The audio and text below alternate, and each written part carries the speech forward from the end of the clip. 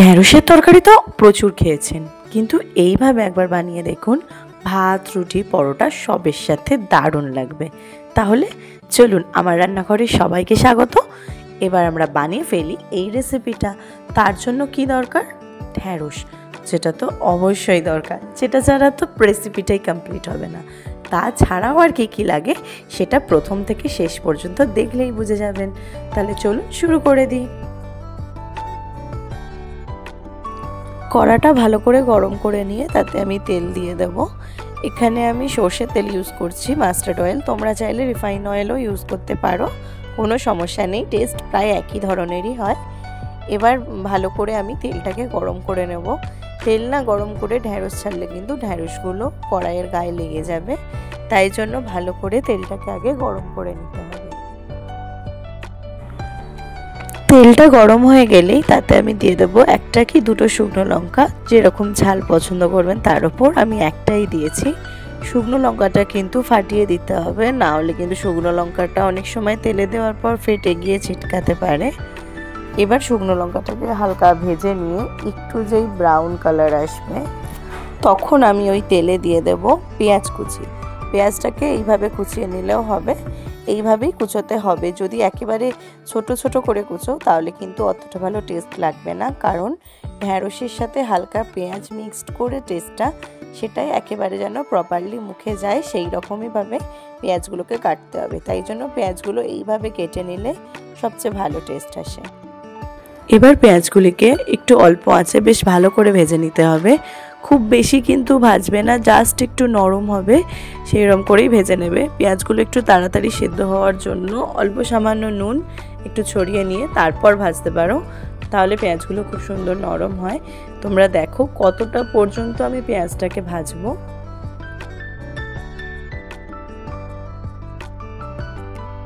এইরকম একটু নরম নরম মতো ভাজা হয়ে গেলে এবার আমি এতে দিয়ে দেব ঢেঁড়সটা। কারণ পেঁয়াজ যদি আমি খুব বেশি ভেজে ফেলি তাহলে কিন্তু ঢেঁড়সটা সেই সময় ভাজা হবে না। তাহলে তোমাদের ঢেঁড়স আগে থেকে ভেজে রাখতে হবে, সেটাতে কিন্তু ঝামেলা বেশি। তার থেকে ভালো এইভাবে করে নিলে পুরোটা একসাথেই ভাজা হয়ে যায়। এবার ঢেঁড়স আর পেঁয়াজ খুব ভালো করে মিশিয়ে নিয়ে ভাজতে হবে।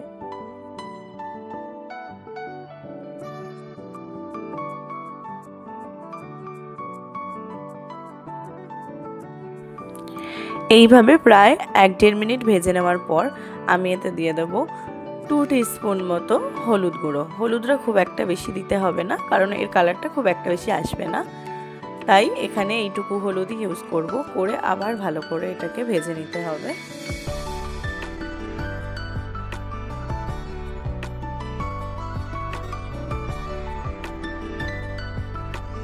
এরকম বেশ ভালো মতো একটু লালচে করে ভেজে নেওয়ার পরে তারপর আমি এতে দিয়ে দেবো লঙ্কা কুচি।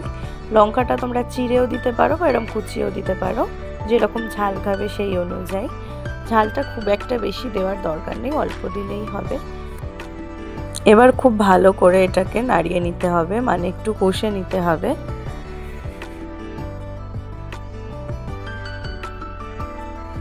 এইভাবে বেশ কিছুক্ষণ কষিয়ে নেওয়ার পর আমি এতে দিয়ে দেবো 2 টিস্পুন মতো সর্ষে বাটা।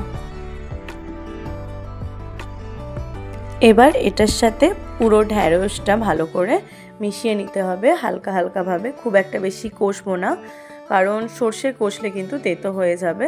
তাই একদমই আস্তে আস্তে এটার সাথে মিশিয়ে এবার এতে অল্প পরিমাণে নুন দিয়ে দেবো, আর দেবো সেই স্পেশাল মশলাটা, যেটার জন্য টেস্টটাই হয়ে যাবে একদম চেঞ্জ। এটা অনেকেই হয়তো রান্না ইউজ করে থাকে, ম্যাগির ম্যাজিক মশলা, সেটা আমি এখানে দিয়ে দেবো। এখানে আমি হাফ প্যাকেট মতো দেবো, বেশি দেব না, তাহলে কিন্তু খুব নোনতা হয়ে যাবে টেস্ট। এই কারণেই নুনের পরিমাণটা একটু অল্প দিতে হবে, কারণ এই ম্যাজিক মশলাতেই তো কিন্তু সমস্ত কিছুর পরিমাণ সমান সমানভাবে দেওয়া থাকে, তাতে নুনটাও দেওয়া থাকে। সেই বুঝেই আমাদের এখানে কিন্তু ম্যাজিক মশলাটা ইউজ করতে হবে, আর নুনটাও অল্প পরিমাণ দিতে হবে। এবার পুরোটা মিশিয়ে আমি এখানে অল্প জল দিয়ে দেবো সিদ্ধ হওয়ার জন্য।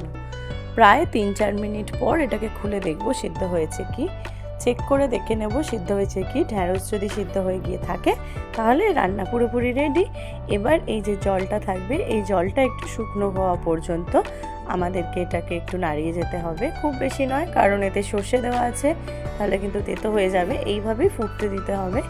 আর কেউ যদি চাও যে একটু গ্রেভি খাবে তাহলে কিন্তু তারা জলটা অল্প মারবে, আর একটু ড্রাই খাওয়ার ইচ্ছা তারা জলটা অনেকটাই শুকিয়ে যাবে, তারপরে তোমরা নামাবে। কিন্তু জলটা একটু থাকাকালীনই নামিও, নাহলে কিন্তু এটা টেনে নেবে, ঠান্ডা হয়ে গেলে কিন্তু এটা একেবারেই শুকিয়ে যাবে। দেখো রান্না পুরোপুরি কমপ্লিট, তোমরাও ট্রাই করে দেখো, খুব সুন্দর খেতে লাগে এটা। আমি নিজে করে দেখেছি তাই তোমাদেরও বলছি। টাটা।